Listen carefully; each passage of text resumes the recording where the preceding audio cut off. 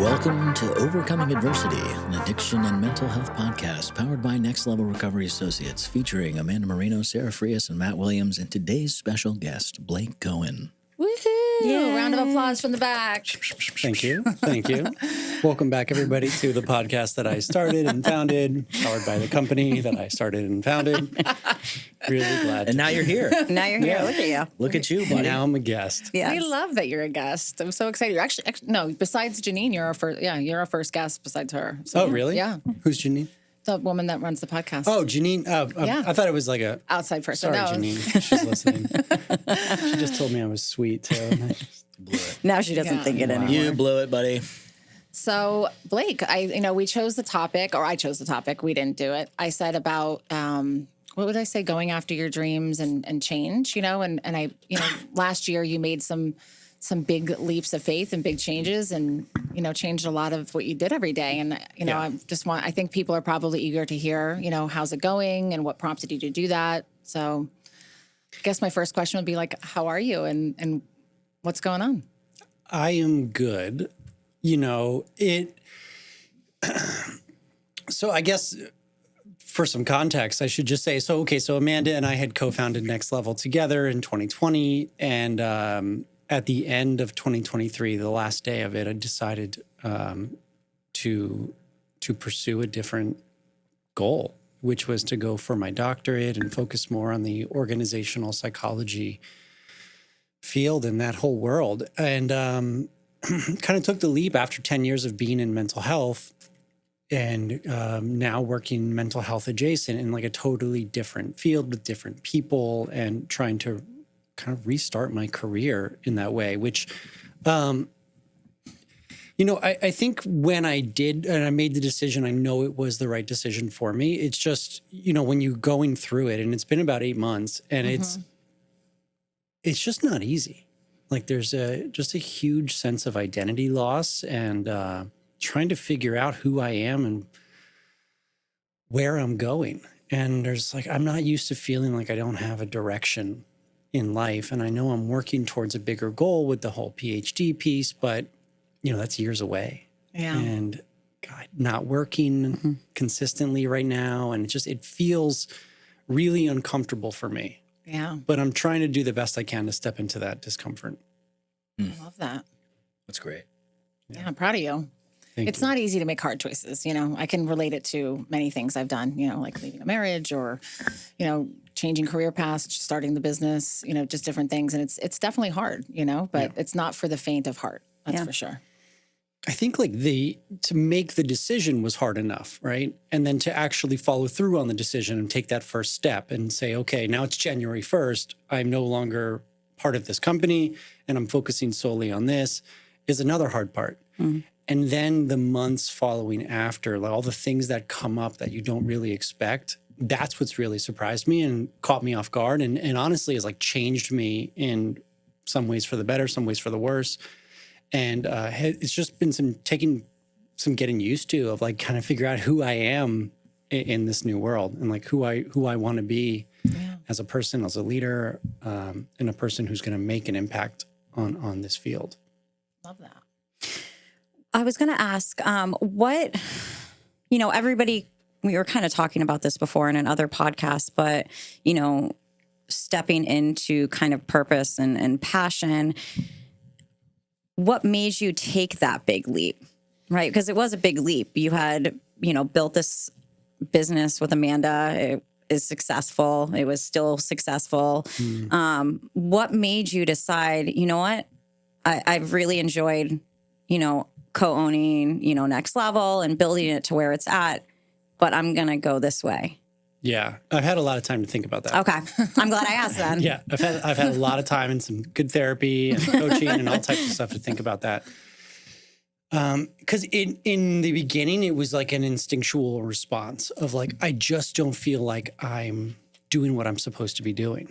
And I need to take this leap of faith. I need to test this out, this theory, this feeling out, and see if I'm on the right path or a wrong path. I don't know. And I still I think I am. I still don't know with 100% certainty. But looking back, I think that I had always known that I wanted to be in a field where I'm helping people. I just didn't know what that looked like. And it felt natural to go into the substance use and mental health field for me, given my past and given my prior degrees and all that. It just felt natural for me. And it kind of just all happened to me.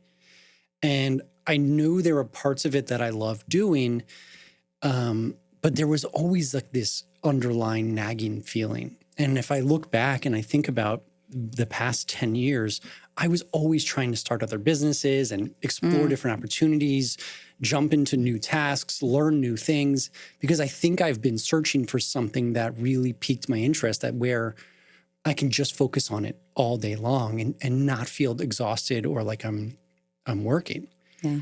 And when I found this area of work of organizational psych and leadership psych, like there's just something about it that is so interesting to me.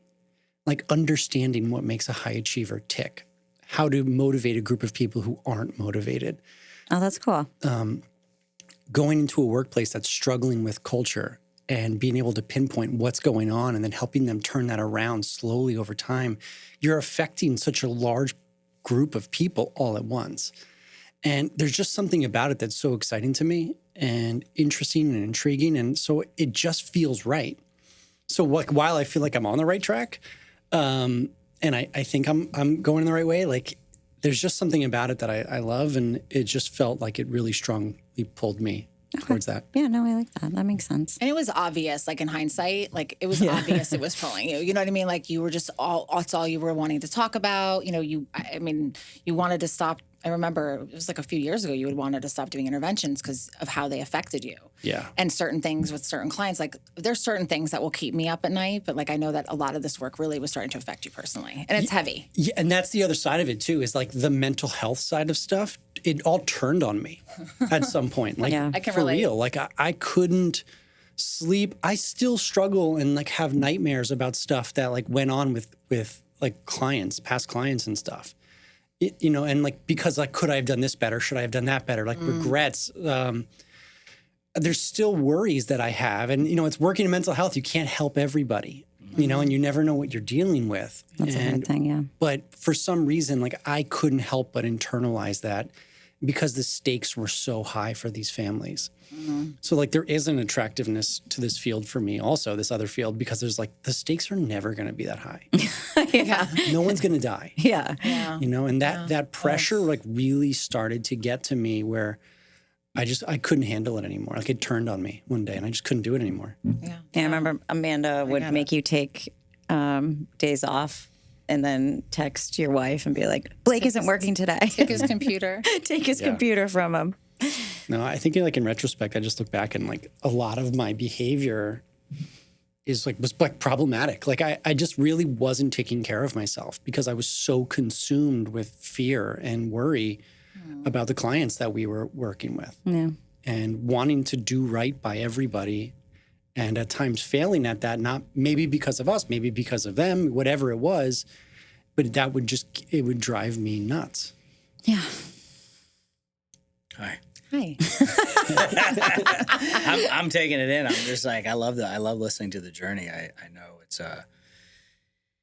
it's really cool to watch somebody step away from something and go do something else. And I know how hard the decision is to do those things, and especially in the face of, you know, obviously helping people and being really good at what you do.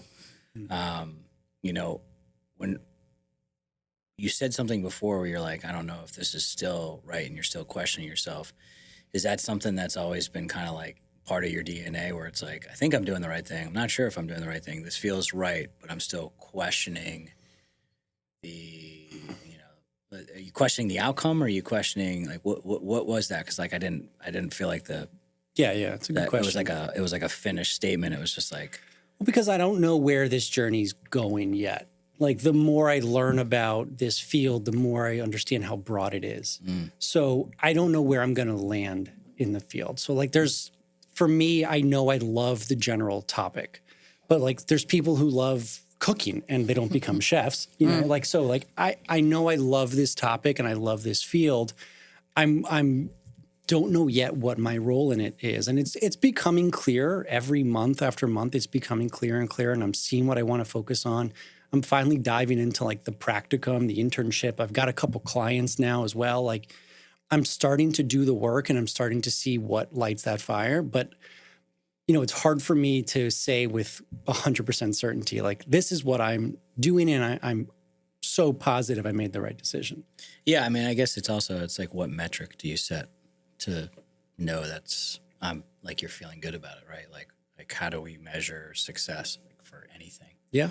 In anyone, in all the cases and people we've worked with, it's like there's a certain set of things. And a lot of it can be similar with some people, and a lot of it can be like a little bit like, I don't want to say the word, but like dumbed down to where it's like, hey, let's just focus on the basics. Yeah. And like have a metric of like, if we can get this done, then we can shoot for this. If we get this done, we can go for this. And it's like, I think it's tough, right? Because like you said, it's so broad, and to have a metric when you're kind of sitting in it, I'm sure is really tough, where it's like, you can sit in a group of people and be like, I see what's going on here.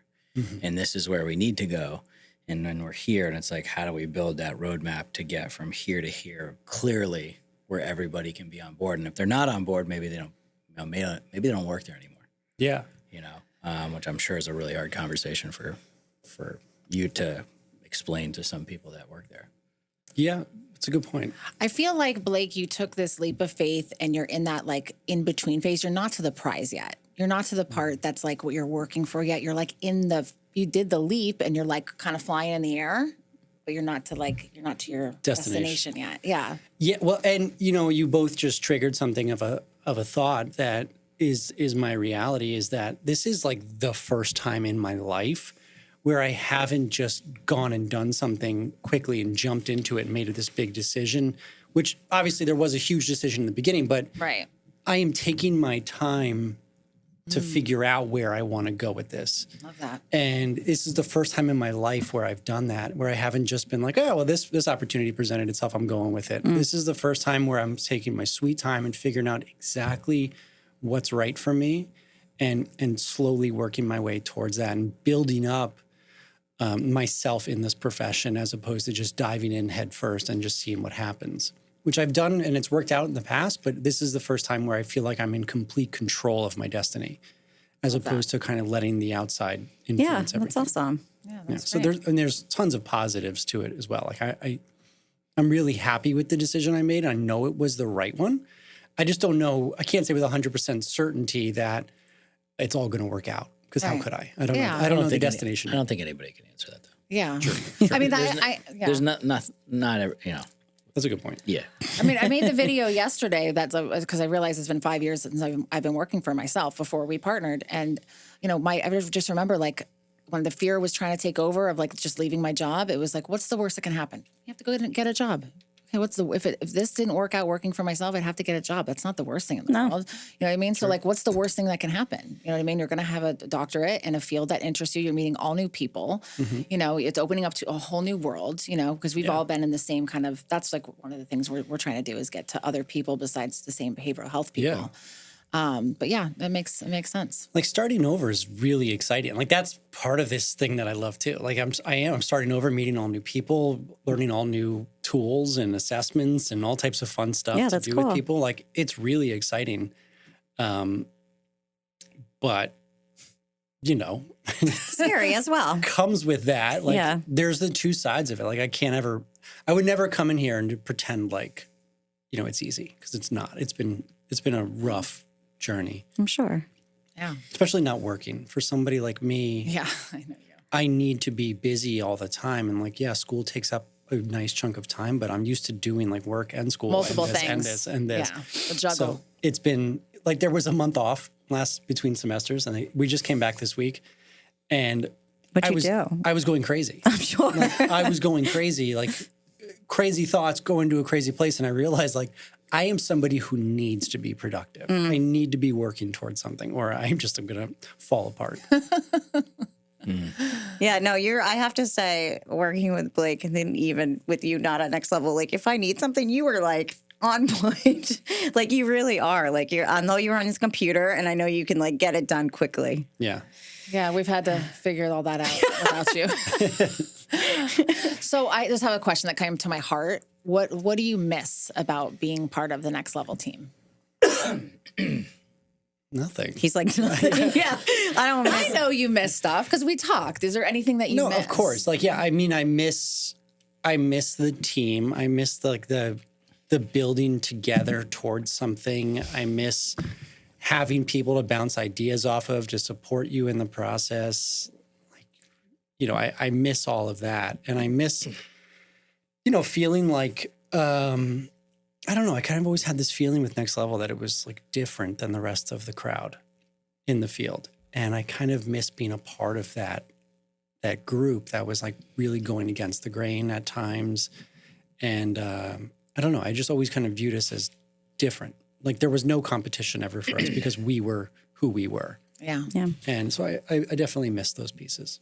Well, you still have access to us and can talk to us anytime. We're here to bounce ideas off. Yeah. No, I know. So what do you think what is next? Like what kind of advice would you give to someone that's listening if that wants to go after a dream and may be scared? They're in a good position or they're in a bad position. Like what would you say to them? I think if there's anything I've learned from this is like really listening to your body. And I think I ignored the signs my body was sending me for so long that like, you're not on the right path, bro. You got to switch. That anxiety, that fear, that stress level, like it's different now.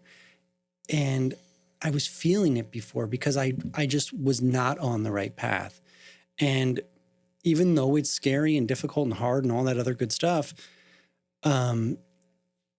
making a leap of faith towards something that I'm passionate about and that I care about and that excites me relieved a lot of that stress inside my body. I bet. It's just something that changed inside me that once I made that leap towards it, like I feel proud of myself. I'm proud of you. Yeah. Thank you. And I feel like there's something in standing in your truth. There's something about that makes you feel more like an adult. It's badass. Yeah. And it makes you feel more like you have worth in this world. Mm-hmm. And there's a Mark Twain quote that's like the two most important days of your life are the day you're born and the day you find out why. Oh, I love that. I've never heard that before. Yeah, me either. I watched The Equalizer last night. It was Love that movie too. Thank you, guys. I mean, when I was going through like my whole like sadness and grief and all the stuff, like with all the things that kind of happened at once. When you told me the day that you were going to be done at the end of the year, I had an idea. But the thing that I kept coming back to, like when removing my selfish feelings aside, was like I was just so proud of you. Yeah. You know what I mean? Like just super proud because we all know we've all gone after our dreams in this room, and like it takes a lot of courage, and so many people don't do it because of fear. Literally, fear is the only thing stopping. That's why I say there's nothing special. I mean, I have my own special qualities. Everyone does, but there's nothing more magical about me than anybody else that has a dream that just doesn't have the balls to go after and do it. Yeah. That's it. I agree. All right. Well, thank you so much. Go ahead. Do we have a minute? Yeah. Just because, Blake basically started this podcast. I remember when I came on many moons ago when Bryce was little, you used to do the thing that annoys you and the positive, right? What did we do? Oh my God. We Something started that this before we annoys started you. Next Level. Something that annoys you. Mm-hmm. And something that makes you. Oh, right. Like your Mine was like leaving your adversity for the day. Yes. Okay. Yeah. Yeah. What was like your adversity that's on your heart for the day that you wanted to just get rid of? Yes. Okay. All right. I like how you put it. Mine was like something that makes you mad and something that's like happy. And then you brought up poop right away. Because we're all here.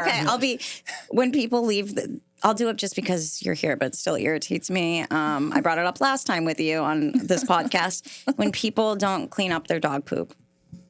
Yeah, that's a big one. People don't return their shopping carts. I knew that. Yep.